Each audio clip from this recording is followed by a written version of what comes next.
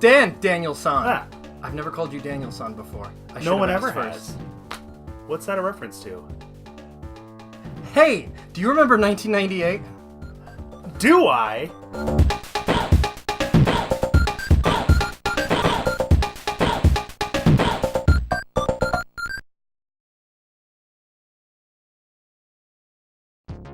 The thing we're here to talk about today is video game magazines. Video game magazines obviously were fading out by then because print magazines were dying. They needed to go the way of the future.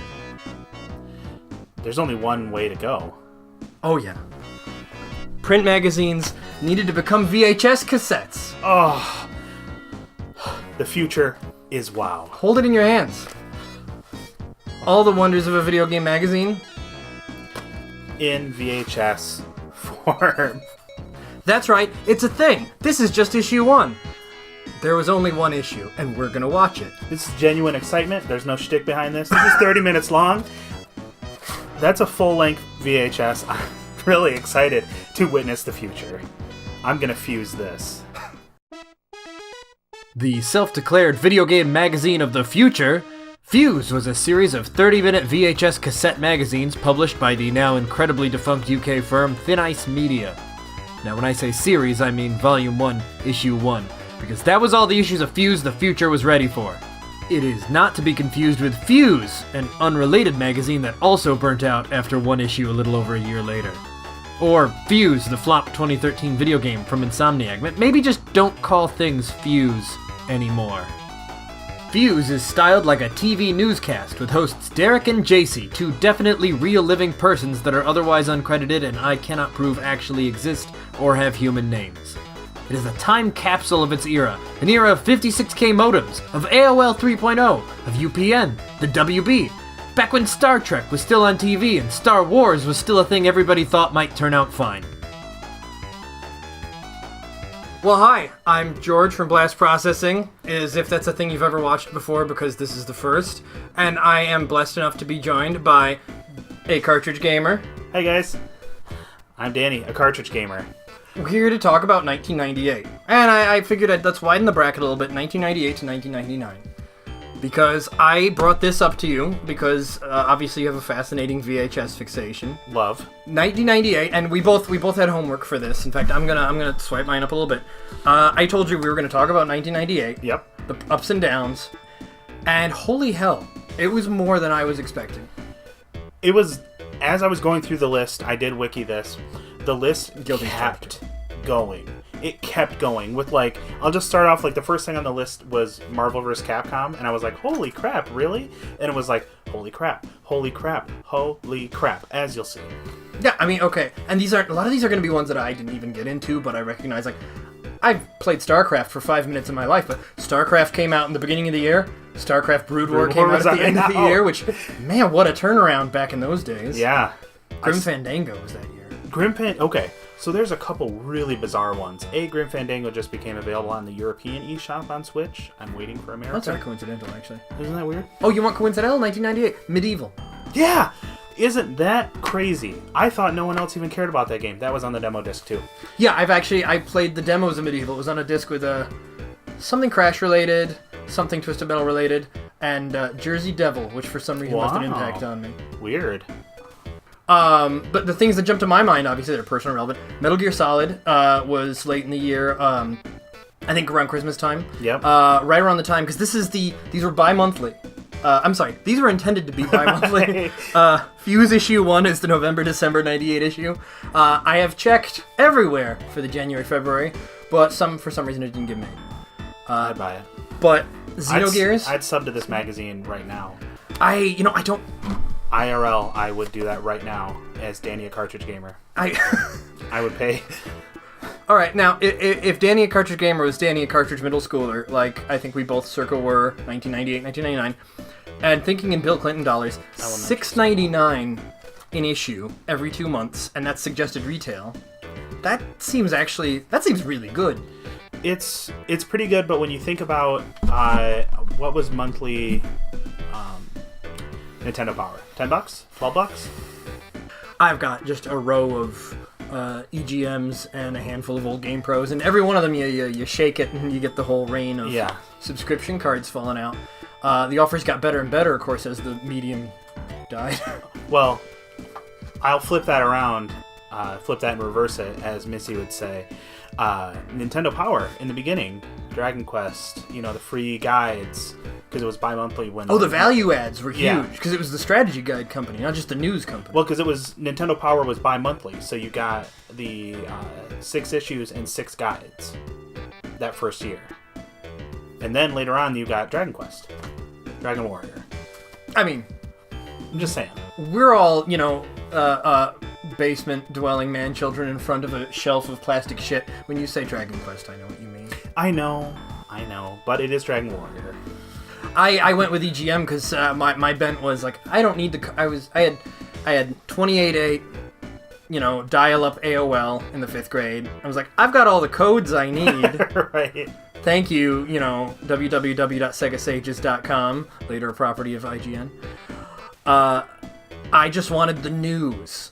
And that's something for a whole nother time. I would love to just go through the late 90s EGMs and see their predictions. They're like, do you know if you buy you buy Final Fantasy The Spirits Within, the PS2 edition, you'll be able to just watch the movie in real time on the Emotion Engine?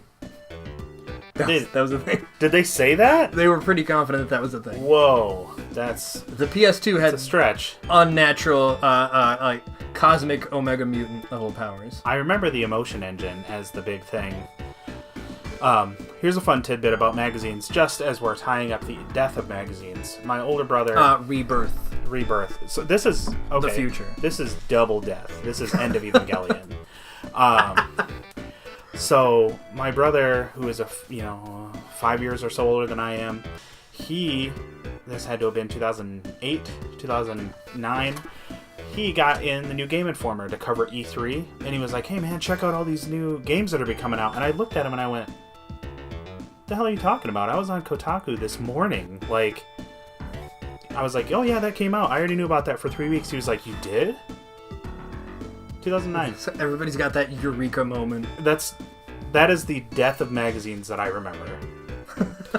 So I want to bring up something really weird and sad on my list. Let's go sad. Blasto.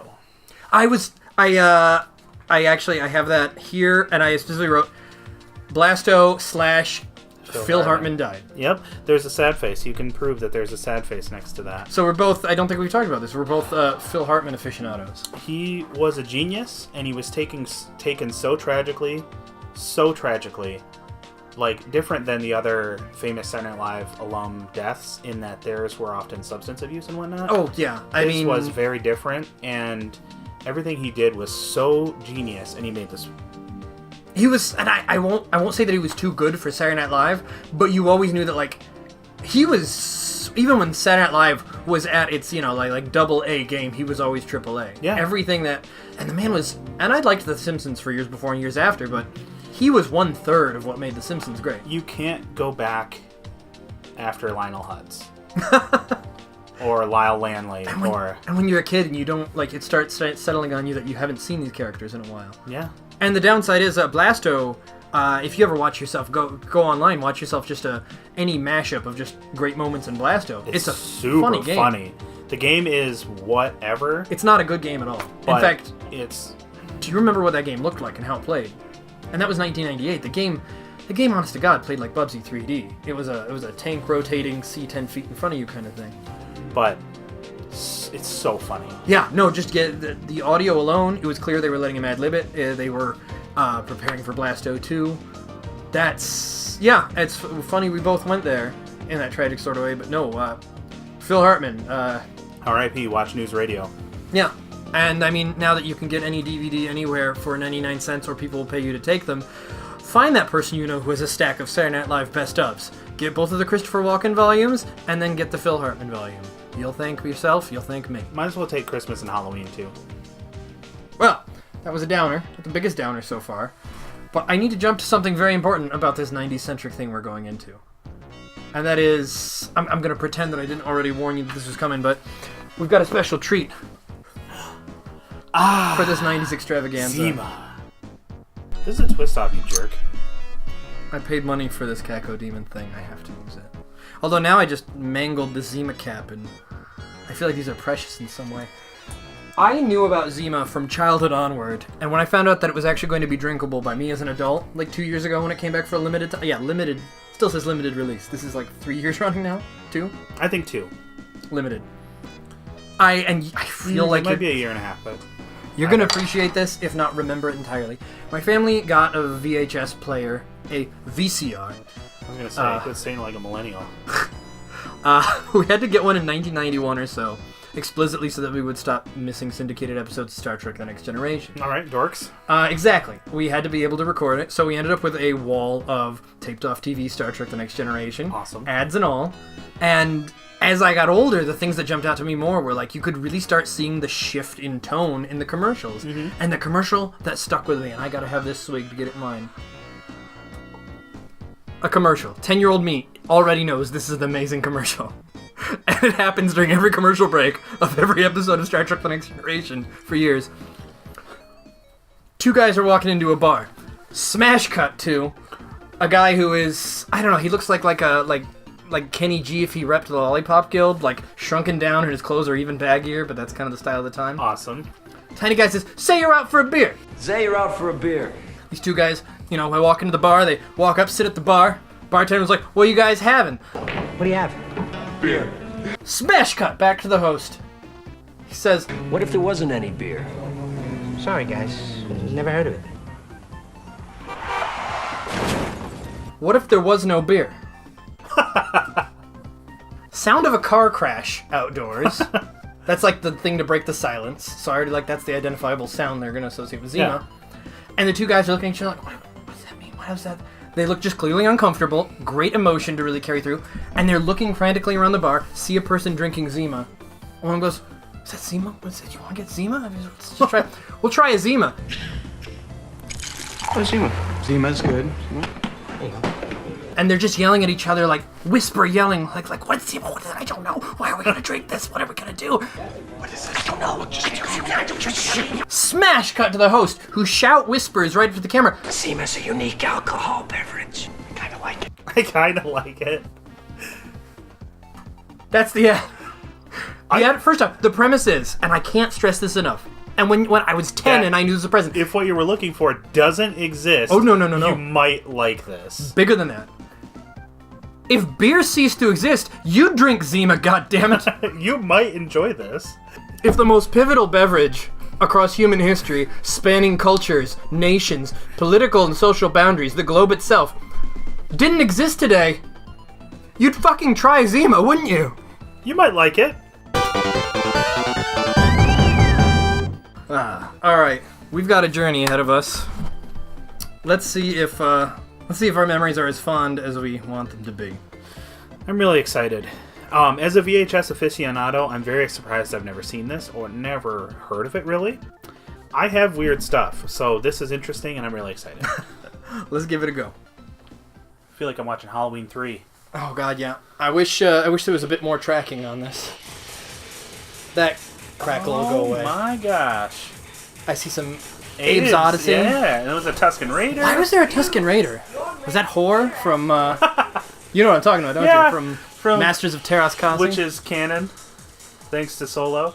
Hi, I'm Derek. Welcome to the first edition of Fuse. Hey, and I'm JC. Fuse is your connection to the world of electronic games. And for the occasion, we put together a great show. We went all the way to Japan to check out Sega's new system. Well, I did anyways. Yeah, well, I actually got to play the new Sonic game, and Legend of Zelda for Nintendo 64, even the new Tomb Raider. And we got the crazy crew from Game Informer magazine who will give us the okay on lots of cool new games. And we'll visit with the Crystal Method, this month's Celebrity Gamers. Very cool. Yeah. But first, here's Cool Derek with Fuse News. That was a journey. It's a journey to the heart. I think, and what... And the very first thing, and I think we lost minutes of this. It was only 30 minutes long. We lost so much of the very beginning of it just talking about the entire... It looked so 1998. Like that soul patch. I know. Well, he reminds me of a modern YouTuber, anyway. You know, and I was ready to make fun of the late 90s here, but I see a lot of this ready to come back. Look at that shirt. She looks like Willow from Buffy. It'll be back. Those shirts. That haircut's coming back for sure. Resident Evil codename Veronica. It crackles in. There's teased spikes. There's mom hair. Everybody had a soul patch. I think even the female co-host had a soul patch. Well, she had the Willow from Buffy shirt, so. And this was kind of the thing of like, I see some of it coming back, but it'll never be quite like that. It would come back as like a Forever 21 knockoff. Like, this is what your mom wore. In the world of games, a revolution happens every couple years or so, and another one is upon us courtesy of Sega. Did he yell Sega when it came out? He yelled the Sega scream, which had been dead for years. Yeah, thank you. It gives it such an authenticity. And you kept saying it was very genuine, very sincere, very wholesome. Oh, gosh. There may soon be This is so earnest, and I'm really in love with Ivory Frame. We hear that McFarlane Toys of Spawn fame will design the figures. It's the best review. It is the best review video I've ever seen. They didn't review anything. Well, I'm going to jump ahead here. They had a segment where they had the bit where they had on the Game Informer crew, the crazy crew from Game Informer. I don't know if you caught it. They didn't review anything. You have to play Metal Gear Solid. There's no doubt you have to play Metal Gear Solid. Tenchu is probably a better game, but it's going to be more underground. It's going to be a little bit, it's going to be just like for people that really want to play a game and like master it. Where Metal Gear Solid's more mainstream, and we'll definitely. So we're going to find out Tenchu 2 is bogged down with 3 hours of cinematics. they because they were talking about when I thought the game. What did they say? What I thought they said. They thought it looked all right. Duke Nukem Time to Kill. You thought they said it looked unique. I'm positive they said it looked weak. Yeah, and I choose to believe it looked unique. What do you think, Duke coming out from behind the camera? I mean, it's kind of weak. Yeah. It's coming kind out of of the weak. closet, so to speak. Well, it's the Tomb Raider thing. Such a nice thing to say. Well, at the beginning, the random ad for Duke Nukem Time to Kill, followed by a Midway bumper. I thought that was going to be more ads interspersed. That was just a random one. Midway put down the money for that. The Midway advertisement was like their arcade games.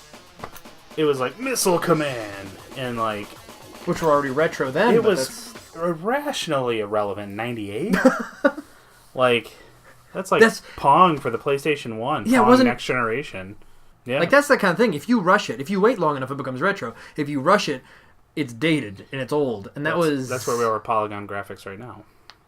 So I was an almost never adopter to the Dreamcast because it was expensive and we didn't need it. It was not expensive. It was $199.99 at launch. I didn't have any money. What was the next system we got? I sold my Saturn to buy it. No, that's not true. Nobody wanted my Saturn. I sold my PS1 to buy it. Oh God! Whoa, Sagata Santriel? Yeah. This was his last, one of his last big marketing appearances. Because remember, they killed him off. Well, he saved us all. Yeah, from France, Sony. あとはドリームキャストの発売を待つばかりだ。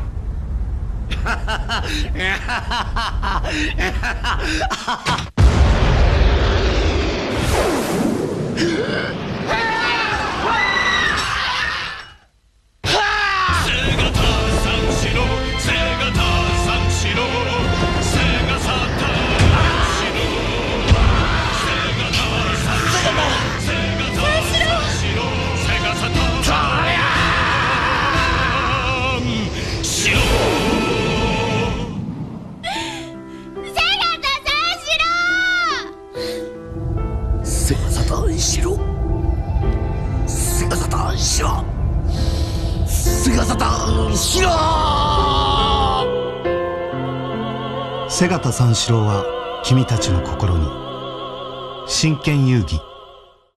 Okay, so there's a laugh out loud thing for me in this where it just dumps code. It's like, here's some codes. Boom! Like, was it Goldeneye? It was Goldeneye and other things. It was Codeboy doing like, here's the code wrap up. And he's so...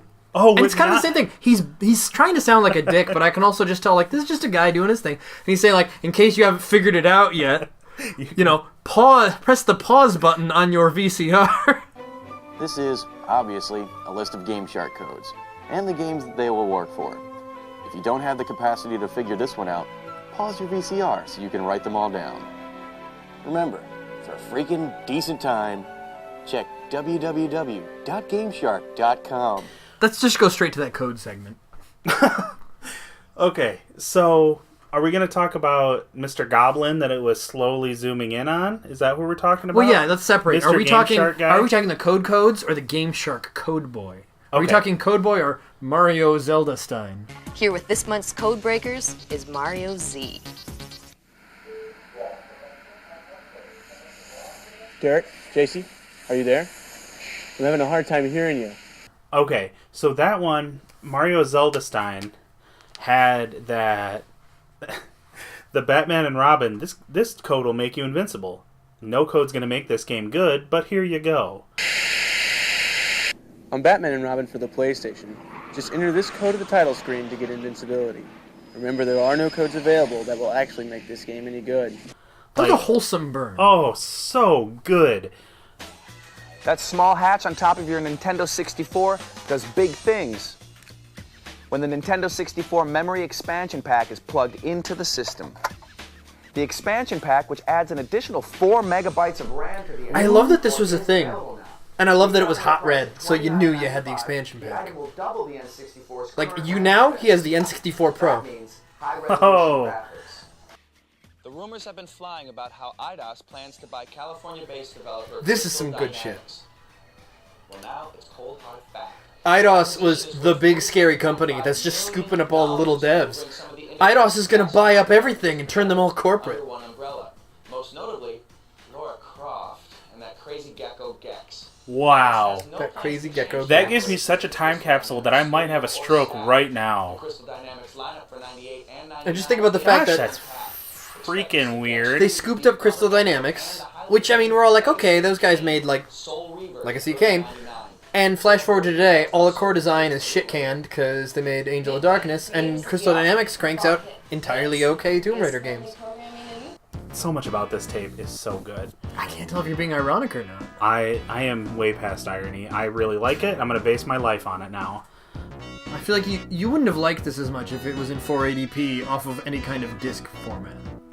If I found a YouTube channel that reviewed things like this and talked about things and was so nice about stuff without being such a cheeseball all the time... There's not a lot of... I feel weird saying there's not a lot of negativity. It's not negative and it's not cheesy. This is pre-G4, this is pre-Angry Video Game Nerd kind of style. And I will not... I'm never going to shit-talk the Angry Video Game Nerd, but he knows he's playing a character. James Rolfe destroyed the internet. James Rolfe accidentally invented the internet, and everybody else has misinterpreted his will. That's the plot of Metal Gear Solid 6, is everybody like fighting over what did the Angry Video Game Nerd want for us? He wanted to unite the world. No, the problem is he plays a character and everybody else thinks that he's a person, and that's why it's... And this channel's so good. Cinemassacre. I love Cinemassacre. Yeah, he's never gone bigger than I think he needed to be, and it's just right. Yeah. It's weird. The man built YouTube, and yet he's not like one of the biggest YouTube channels. Yeah, and I think it's on purpose. But and that's it right there. This wholesome thing predates that style, and if you can get over the I was about to say if you can get over the Yeah. Hey. Whoosh. Two. Stay tuned. all the gestures, but you loved the gestures. You know what? It fits the time. It's very 98, but it's not the people being crazy on their YouTube channel be like, whoa, this, and like, whoa, screaming for no reason. It's just kind of how cinematography for this kind of thing existed in 98. It's not analogous. Well, you know, and when you put it that way, there's a bit of a discontinuity there, because the things we're comparing it to, the modern YouTube age, are all incredibly amateur. I mean, you and I are incredibly amateur. Oh, yeah. YouTube.com/acartridgegamer. I was going to say, I took 2 semesters of film school 15 years ago, and I dropped a half semester of Drama 1. I have no credentials. And the 2 people that were hosting this thing, I mean, I've seen them in other places. I don't know if I saw them before, but they were actors. They were people in the business of acting, and they were definitely picked up based on, resumes and highlight reels. So these were people who weren't actually faking it. These are people who were acting. So they skirted the line. I think this is pre X-Play or just kind of counter movement to I like games, so I'm going to be a jerk about stuff. Like, I'm so cool, I wouldn't even talk about Mario. There's zero snobbery. Yeah. Zero snobbery at all. So even actors or no, like you could hire actors or get real gamers now, and you mostly don't want to hear from them. Like, I'm a disgusting snob. I think you're a bit less of a snob than I am, but you're also kind I've of a softened. I'm a father. Like, I've softened. So that's what this video, I think, brings. Actors or no, they want to tell you these things. It sounds like they like them, and they'd like you to hear about this game. Or, well, this game's not so good, but if you gotta have it. Like, if you rented this game on accident, here you go. That's another angle I didn't really stop to think about, because, so yes, they're actors. By God, I'm going to dig it up, and I'm going to see, like, where are these people now, but at no point was I actually asking in my head, and I feel weird, at no point did I stop to think, did these two actually play video games? Did they actually give a shit? I just like them. Yeah, exactly. They worked well enough that I never had to think about that. If they want to play Mario Kart with me, if they can hear me. Yeah, like, I think we went into this we went into this prepared to shit talk a little bit more, and it ended up being excessively charming. I fell for it instantly. The transfer with the scratching of the the tracking, catching it, it just it broke my horrible human heart. Like, it just warmed me to this core, and it just was like, thank you. All right, we're gonna talk about this cool game. All right, there's a weird guy wearing a Parappa the Rappa hat. Like, it's kind of true. And I went in expecting a lot of cringe. And when I think cringe, I think I don't know if you remember this. And it's on a lot of retrospectives. I think Guru Larry did a bit about this, and that Down the Rabbit Hole guy, if you've ever seen that on YouTube. Game Life, the thing all done in one take, with just a couple of middle school or high school kids on a handy cam that got picked up by game trailers. Oh, is that the one the kid went nuts? Yeah, threatened to murder an ex-girlfriend and yeah, the kind of stuff that seems weirdly common nowadays, but he was really pioneering being scary. Yeah. I was expecting that kind of cringe, and that's the opposite, because we went in and everything about it was actually measured and professional, even if they were clearly on a shoestring budget. I have a couple important things I think important to me, so not important. They didn't dwell on the important games. They told you about everything. Yeah, I expected Ocarina of a Time lot more. had a little bit more screen time than Legacy of Kain Soul Reaver. One Ocarina of Time trailer. Yeah. And one snippet of Tomb Raider 3 footage, and Tomb Raider 3... That Tomb Raider was still 3 hot shit. trailer, the footage is Where did they get so that? good. It's precious. I love seeing the little directional debug bit in the corner. When she just it showed they're in outdoor environments, and she just walks up, tries to jump over the thing, and just goes, and just shoots the thing, and it cuts. She just shoots the wall out of frustration. Hops onto a quad bike, clips through all the envilment, and then plows off into a cliff. Clearly never driven anything ever. The only thing I actually found a little bit cringy was the like I said, the pre-Blair Witch camera of in, out, funny angle, camera looking at one of the screens, looking at them, and then it was at its worst in that Crystal Method interview. Well, yeah, and then it did here's him in brown, here's him in blue, right in the middle green, simultaneous. I was excited enough when it was picture-in-picture, but when it was picture-in-picture, and then they just threw in a fourth and a fifth one. But that's such of the time. You couldn't genuinely do it now, but then it was just what the time looks like. Fuse has hit Tokyo. If I don't like the word cringe that much, actually. I think it's a bizarre word. But the very beginning, the trip to Japan was so weird.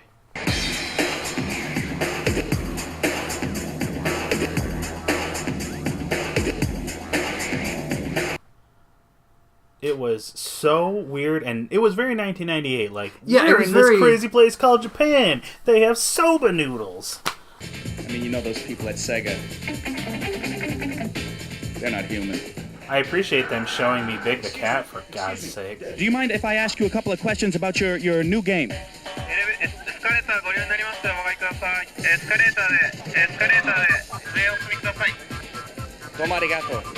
The unveiling of Sonic Adventure, 3 minutes of raw footage. Yeah, that was pretty raw. That's kind of a cool... We take that for granted, but In any other situation, 98, you'd be looking at your old game magazines. You'd be excited to see screenshots this big, sometimes taken honest to God with a camera at a television. And we got to see Video of Sonic Adventure back when it ran smoother than it ever ran at home. and it wasn't always like clean footage. It was kind of like Sonic dicking about, or like Tails didn't make that jump. Like, I liked that. Oh, I mean, if you like that, you're gonna love Tomb Raider 3. Yeah. And the beta footage of Ocarina of Time. Yeah, there were some odd dude. hiccups in that. I've never seen that fairy fountain before. She flies up with the wings. I've never seen that before. Holler at your boy, like, comment, and / or subscribe if you think that Great Fairy is whack and or bogus. Listen, I'm not even good at this. It's not bogus. Don't tell us about bogus things. I don't judge bogosity. Like, comment, subscribe if you don't judge by bogosity. Gotta get the rhythm. It's YouTube. No, what I wanted to say was, it's so pretentious, but I'm kind of working on like a relaunch in my new game room of what my channel is going to look like. I kind of want to model this a little bit. I already was going to do some more retro looking things. This was so positive and nice. I could deal with more niceness about the things I love. And isn't that so stupid? I could be like this in my world. Penny Arcade did this fucking joke. I'm about to ape Penny Arcade's joke from 2002 when G4 took off. We've got the books. I've got the books right over there. It's one of the ones where the some guy with the spiked up hair and the soul patch is saying like, "Whoa, I'm totally wacky and cool in a completely rehearsed way." And they're like, "Who the F is this Gabe guy?" is like, "This guy isn't a real gamer," and Tycho's like, "Yes, real gamers are people like you. Look at you. Nobody wants to see this." Yeah. And you know, it's actually You're a disgusting true. shell or something. He says something very mean. You are a ghoul. You are a ghoul. That's a very Penny Arcade word, ghoul. That word, oh my god. But you don't want to see gamers, and you don't want to, you and I are rank amateurs, and those people may or may not have been video game type people, but they were doing what they were doing well. Yeah. And that's something really lacking. They showed up and did their job very well. So whether it was strictly paid, I really want to find these people. Derek and JC, I was about to say, we're going to find you. That's mortifying. Yeah, see, you can't say find them. I would like to talk to you. There we go. Wholesome. This work was really great. This is genuinely inspiring to me as a creator. And yeah, again, that's actually non-ironic. This is very much your aesthetic, and it's a word I kind of throw around, but charming. Yeah. It's wholesome. Really good. It's charming. So, this is great. If you want to see more of this, there's a solid chance that a cartridge gamer could go a little more towards this. I'm still really bad at editing, so unlikely. Shaky cam. You know what? And I know these exist out there, and the function probably exists in Premiere, but now that the idea is out there, if you could get some tracking fuzz on the edges of your videos, well, you'd abuse it, wouldn't you? Oh, it'd be on everything. This has been the Blast Processing Show. Retro, whatever. I think oddities is the word I usually use, and this has been a choice oddity. And again, far more wholesome than I think we were all anticipating. This is out there on YouTube. I think you can watch it in full. Give it a glance, and by God, if you are one of you young people from the younger generations, hang on. If you're a youth, if you're a young person. I don't have a school desk to put up one knee on. If you're not old enough to remember the iPod.